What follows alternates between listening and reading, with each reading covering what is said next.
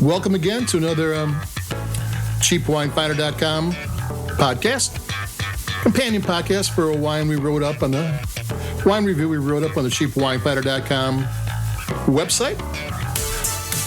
And what we have here today is Angeline California Pinot Noir 2020. It's the second line from Martin Ray Vineyards. They've been around since 1990. They're based in Russian River AVA in Sonoma.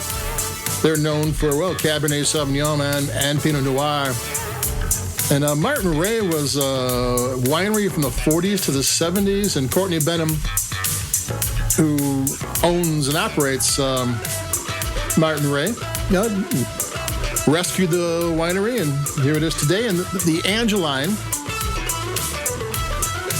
is their second label, their value price wine. And this is sourced from Central Coast and the North Coast. So they don't say much more. That's like Central Coast and North Coast is about 80% of all the grapes in California. I'm going to take a sip.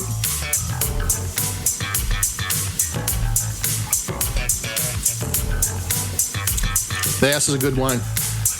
The claim to fame here is I found this wine at Trader Joe's for $9.99. It's available everywhere. And James Suckling, who is the premier wine critic in the United States, he kind of took over for Robert Parker, and he gave this inexpensive value price Pinot Noir 91 points. Martin Ray's single AVA, maybe one or two vineyard wines are getting 92, 93 points. This is the bargain wine that somehow is racking it with the big boys. So it was intriguing. I wanted to taste it, and I can see what he's talking about. Let me take another sip because this is a good wine.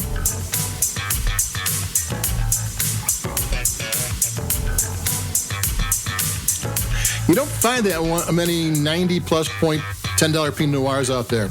And the tech notes on this were kind of not encouraging. 2020 vintage was the year of the fires. And the weather was crazy. They said the weather swings were so abrupt that they had a shortened growing season, which is for Pinot Noir not good. You want a long, steady growing season, and these grapes didn't get that.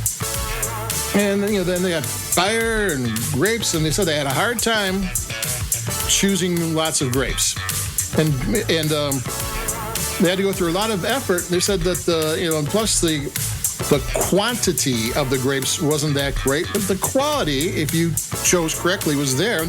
They seemed to have chosen correctly. And this is an interesting wine. They made it very specifically. They didn't crush the grapes; they pressed the grapes. There's a difference. They didn't want the tannins are in the stems, the seeds, and the skins of the grapes. And for Pinot Noir, you don't want the tannins to be there for the most part. I mean, you want some, but not a lot. So they press the grapes, but when you press it, it's a gentler process, but you don't always crush all the grapes and get all the juice. So it's a little bit of a different process. And then they fermented it in stainless steel tanks, which is, okay. Everybody uses stainless steel. Stainless steel tanks can be used over and over again. They're easier to clean than barrels and whatever. And then they aged it. They didn't say for how long did they age it, but in French oak barrels, 30% new, which for a wine in this price range is really good. Because French oak barrels can be pricey. They can be $1,000 a barrel. Take another sip.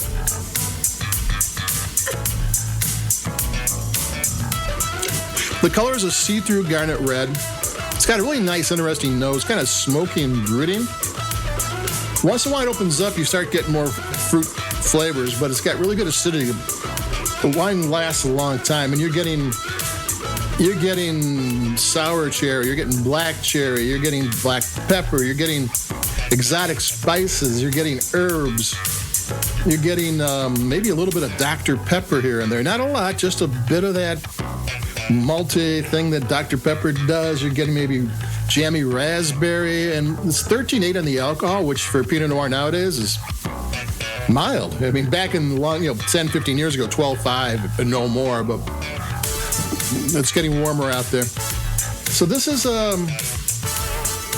whenever you see someone gives a wine that doesn't cost a lot of money, 90 plus points, you always think, okay, why? And I can see why. It tastes great. I mean, it's a well-made wine. There's not a part of this that's not good. It looks good in the glass. It has a great nose. It tastes great. Give it a little bit of time to open up, because once the fruit gets there, it opens up doors to this wine. But otherwise, if you try it a little bit earlier, it's not the bad thing either, because you get these funky Pinot Noir flavors that are kind of what, if you're into Pinot, that's what you want.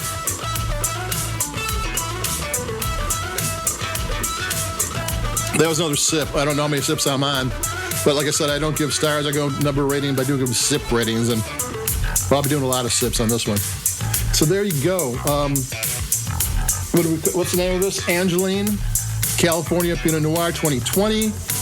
The tech notes didn't give a lot of promise, but the winemaker pulled through, and this is a really good, inexpensive Pinot Noir. I mean, it's Trader Joe's had it for $9.99, but I know it's everywhere, and it shouldn't be much more than that anywhere you look. I mean, on sale, it should be anywhere around $10. And if you're looking for a real Pinot Noir and you don't want to spend a fortune, and you want just a well-made Pinot Noir by a winery that actually knows how to make Pinot Noir, even though this is their second line, that's okay, because the know-how is there. Yeah, this is a good wine. I'm going to be having a good time finishing my glass off. So that's it for me, Domain Dave, cheapwinefighter.com. I concur with James Suckling. You didn't ask me to agree with his points, but I agree with his points. So, adios. Take it easy. Keep it cheap. Like us, we like your podcast. And adios. Bye-bye.